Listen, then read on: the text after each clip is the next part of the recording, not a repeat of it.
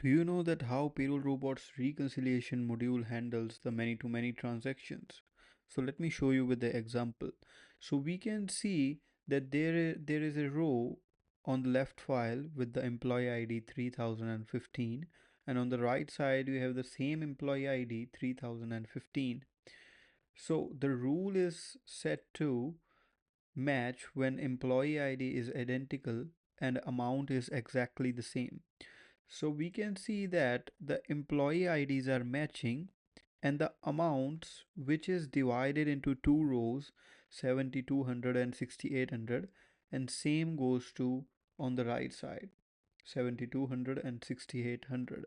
So this is how Payroll Robot automatically matches the many to many transactions where we have amount or any other value separated into different rows.